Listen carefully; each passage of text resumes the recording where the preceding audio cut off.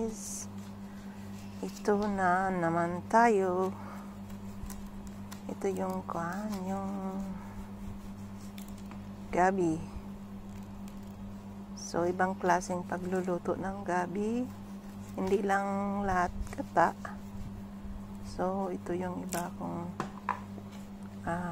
way na pagluto ng gabi na may garbanzos. So nagbalat na ako. Ang laki ng gabi. Yan. So ganyan lang, balat-balat lang muna. Balatan na muna siya ng maigi.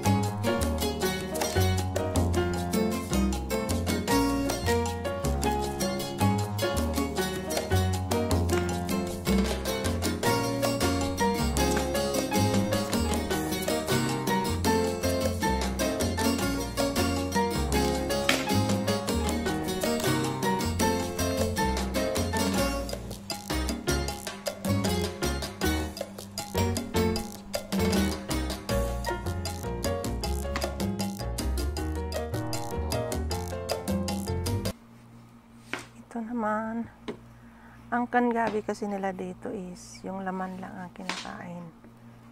So yung kwan niya ay niluto ko na lang sa gata para sa amin. Ang tawag dyan, aklang man yan sa Ilonggo. So ito lang yun ang kwan, hiwain lang ng cubes, yung laman lang ng gabi. Ayan, hiwain lang siya ng cubes. Pagkatapos niyan, hugasan at patuyuin.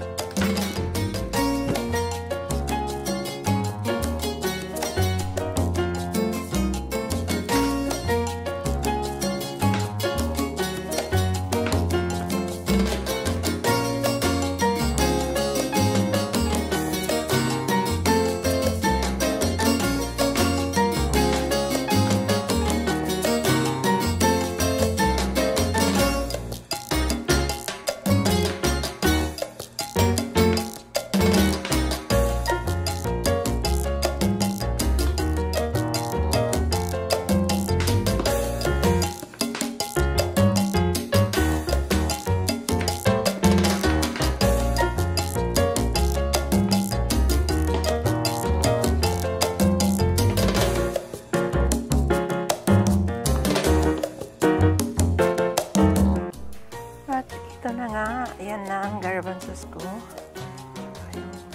Cubes na gabi. Ipiprito na natin ang gabi. Piniprito yung gabi guys kasi nga para hindi siya madurog. So,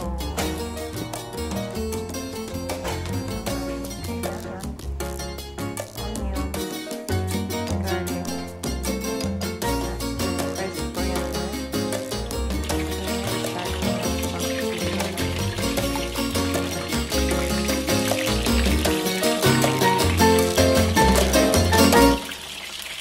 pag kanyan, pag magdudurog siya. Ipirito lang siya na hanggang maging brown. Set aside. So, ayan na. Okay. Ayan na po. Malapit na siya mag-brown.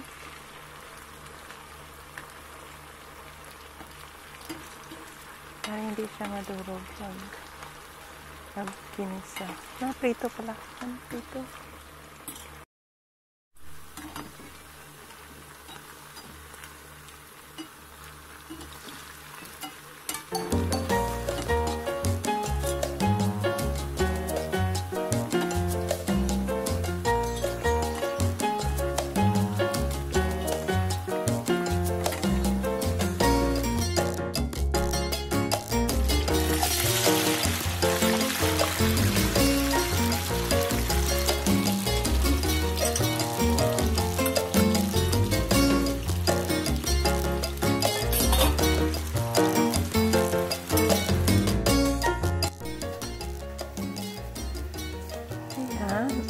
Ito na ang lulutuin sa garbanzos.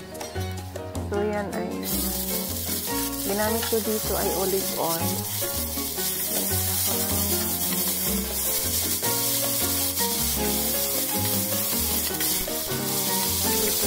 Golden brown lang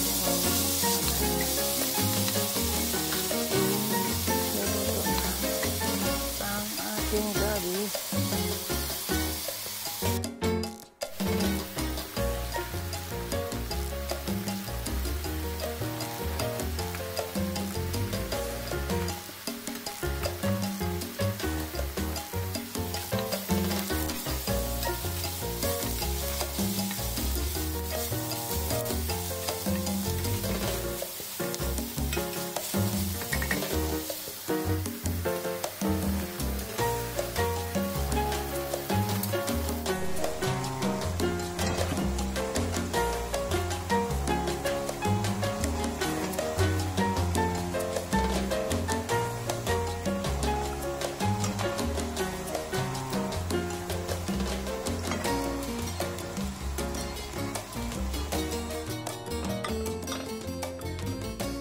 Ayan, ay pwede na natin ilagay.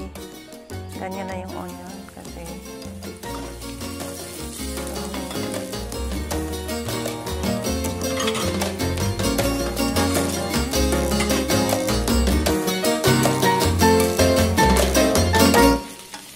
gabi. Alo-aloin konti. Tapos saka natin ilalagay yung garbanzos. Ito pala yung garbanzos canyon. Ako mismo ang nag-boil niyan. Binabad ko muna siya overnight sa tubig. Tapos kinabukasan, boil ko siya. Lagyan ng carbonate para malambot. Kasi yung tagal malambot. Lalagay natin yung haluluin, halo ko. Tapos, asin lang yung nilalagay sa asin. At saka, 4 na squeezed lemon. At, ayan, lagay na asin. Panlasa, saka, squeezed lemon, 4 piraso nilagay ko dyan. Depende kasi dun sa kung ano kadami yung gabi. At mag-prepare din ako ng garlic at coriander. Ayan, inubos ko rin yan lahat. Ayan na yung lemon natin. Ayan, 4 na lemon. I-squeeze ko.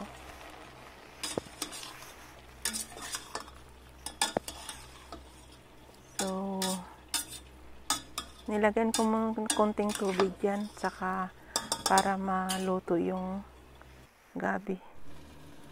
So, dito ay nag-prepare ako ng garlic with coriander, fresh coriander. So yan, butter ginamit ko.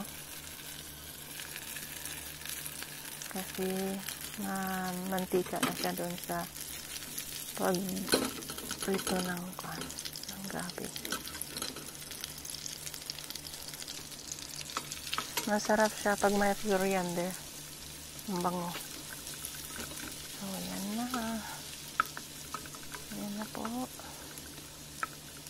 Tapos, masarap din ang garlic pag butter ang ilalagay mo. Ayan na yung coriander.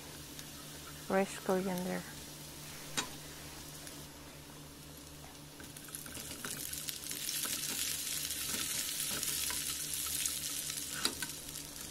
At yan, pwede na ilagay ang coriander. Ayan na po. Kunting kwan lang, mga 3 minutes lang na pag-isa. Next with garlic. Yung fresh coriander. Pagkatapos, doon na ihalo sa gabi na may garbanzo.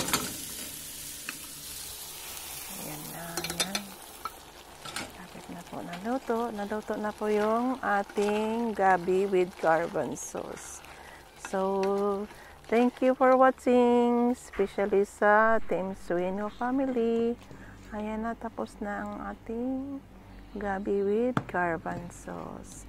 Thank you for watching, guys. Thank you to all DMV Tirador at sa lahat-lahat ng aking mga friends and families.